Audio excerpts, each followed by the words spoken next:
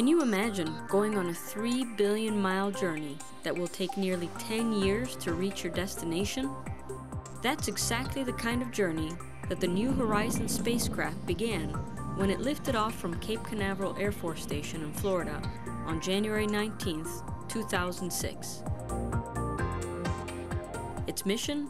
Nothing less than reaching the 9th planet in our solar system, Pluto, its moons, and other objects in the Kuiper Belt. New Horizons is a spacecraft about the size of a grand piano and weighs 1,000 pounds. Relatively speaking, very light. It was built to gather information about the only planet in our solar system yet to be visited by a spacecraft. After launch aboard one of America's most powerful rockets, the Atlas V, New Horizons will get a speed boost like a slingshot from Jupiter's gravity in the year 2007. From there, it will zoom through the solar system and reach Pluto in 2015. At an average speed of about 10 miles per second, New Horizons was the fastest spacecraft ever launched from Earth. It was so fast that it took only 9 hours to reach the orbit of the Moon, compared to 3.5 days for the Apollo mission in 1969. Think of it this way: if you drove to Pluto in your family car, it would take 6,660 years to get there. Scientists have identified 3 different sections of our solar system: the inner rocky planets, Earth, Venus, Mercury, and Mars; the gas giants, Jupiter, Saturn, Uranus, and Neptune; and the ice dwarfs of the Kuiper Belt, such as Pluto and its large moon Charon. And recently, 2 new moons have been found orbiting Pluto. The Kuiper Belt is an immense region beyond Neptune's orbit, filled with as many as 500,000 icy, rocky objects known as ice dwarfs. Pluto and Charon are thought to be among the largest in this section. Like the terrestrial planets, Kuiper Belt objects have a solid surface, but a large part of their mass is made up of icy material, such as frozen water, carbon dioxide, molecular nitrogen, methane, and carbon monoxide. The 4 rocky planets and the 4 gas giants have been visited by spacecraft, giving us a wealth of information about the physical characteristics of each one. But Pluto has never been explored. This blurry photo is the best that the Hubble Space Telescope and computer imaging can give. Many questions still remain about this distant planet. What does Pluto look like? Are there any mountains or volcanoes? What is the makeup of its atmosphere? Is there any life on this planet? There are many things we already know about Pluto. A man named Clyde Tombaugh discovered it in 1930 at the Lowell Observatory in Flagstaff, Arizona. And it was named after the Roman god of the underworld and not after Disney's cartoon dog. Pluto is the smallest of the 9 planets, with a diameter of only 1,485 miles. If you put Pluto and its moon Charon side by side, they would barely span the length of the United States. It is so far away from the center of our solar system that it takes Pluto 248 Earth years to orbit the Sun. Now, how would you like to have a birthday every 248 years? What we learn about Pluto in this mission will expand our knowledge of the planets in our solar system, and possibly give us a glimpse into the formation of our own planet. On board New Horizons payload are 7 devices that will help answer those questions. Each instrument is especially designed for its intended purpose. They were given names such as Alice, Lori, Ralph, and Rex to help identify them. But make no mistake, together these instruments make up a powerful investigative team. New Horizons has only begun its long journey through our solar system. Yet despite its long trip, the flyby of Pluto will take place in less than 1 day.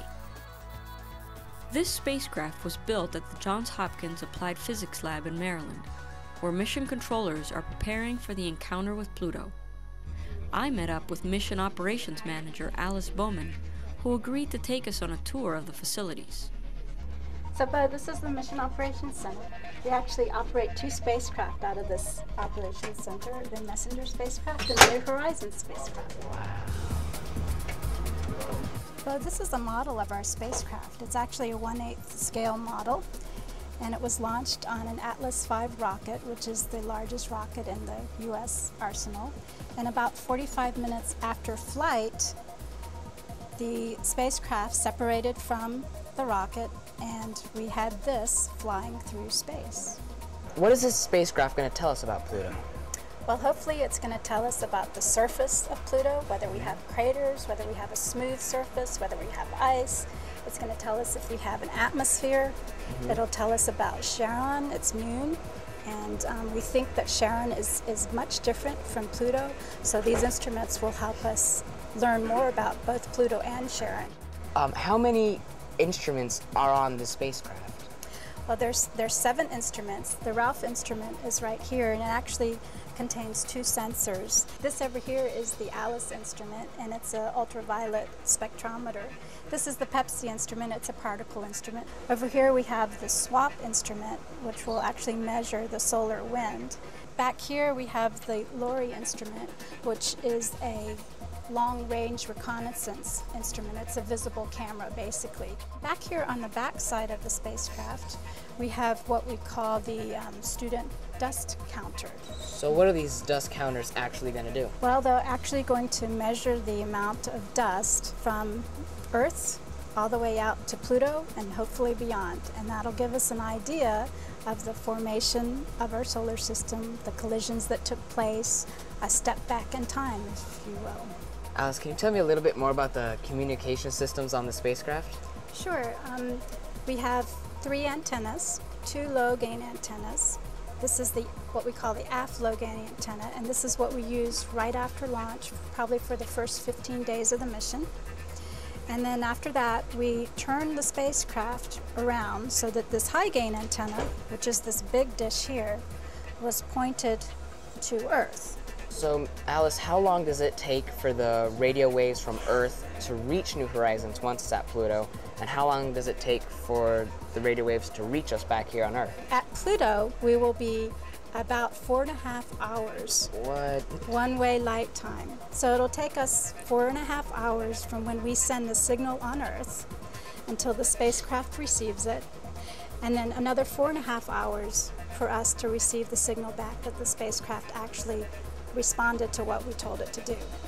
Wow, that's incredible. When are these images going to come back to us? In what year, approximately? About a year before we reach Pluto, which would make it 2014. But as we get closer, at 80 days before we closest approach of Pluto, we will actually have better resolution than the Hubble Space Telescope, and they'll just get better and better as we get closer and closer. Alice, I noticed that there's no solar panels on this spacecraft, so how does it get its energy? That's a very good question. Spacecraft normally have the solar panels, and the closer you are to the sun, the smaller your solar panels can be. As you move farther away from the sun, your solar panels have to get larger, increase with that distance. And for this mission, we would have to have solar panels the size of football fields to power our spacecraft. So what we use instead is nuclear power, and that's contained right here in this part of the spacecraft. A lot of thought went into this, huh? Yes, we've been thinking about this right here at APL for probably 4 or 5 years, and then we have other people, scientists, that have been wanting to go to Pluto since they could see it in the sky. Would you like to see where we're getting the data from the spacecraft? Oh yeah. Sure, come on. So Bo, this is the Mission Operations Center for the New Horizons spacecraft, and here we are constantly checking the state of the spacecraft.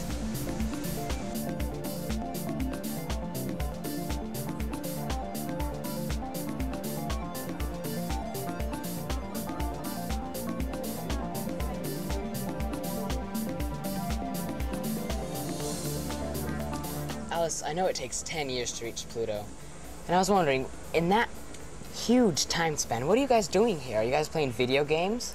No, it may look like we're playing video games, but we're not. We're constantly checking on the spacecraft. We're learning about the instruments, learning about the sensitivity.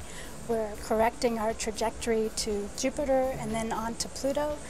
And we're also getting ready for this one-time chance to fly by Pluto and collect all this wonderful science data.